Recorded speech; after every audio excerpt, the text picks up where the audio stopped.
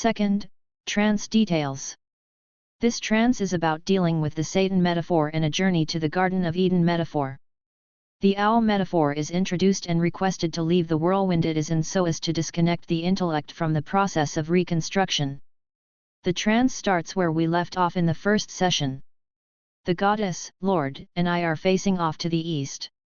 A request is made to activate the metaphors for two whirlwinds. One comes from the north and the other from the south. I am asked to slow down the south whirlwind and dissipate it. This whirlwind has been the context out of which I have been operating all this life. We are to shut down that wind energy and its problems and start using a new wind force, at least for a while. I slow the wind down and it goes away, but a residual dark column, tornado-like in appearance, remains.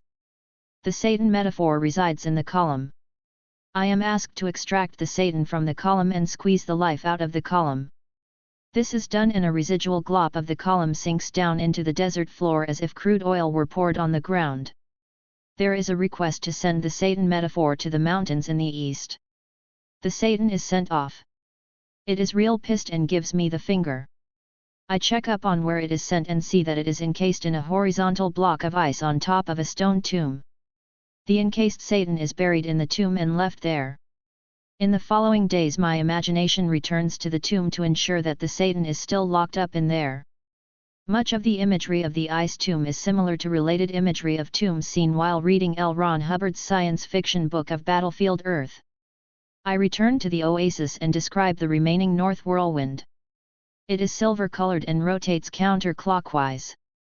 There are some streaks of grey in the wind and a request is made to have the owl metaphor come out of the north wind and fly off to the east. This is done, but I do not check up on where it has gone. I remark that there is directed internal instruction from the imagery to deliberately verbally say that the whirlwind color is grey, as opposed to white. A request is made to have the goddess, Lord, and myself with the scroll leave the oasis and journey to the activated metaphor of the Garden of Eden. This is done. The garden is to the north or northeast. We walk there in an instant. Entry to the garden is from an eastern side and I immediately see trees, grass, and other objects. The imagery looks like a picture out of an art book. The trees are mostly fruit-bearing up to 10 foot in height with spherical-shaped foliage. The garden appears to be about 150 yards in diameter and is circular-shaped.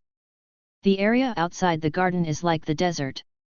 There are no closed gates, functional walls, or barriers to the garden entrance.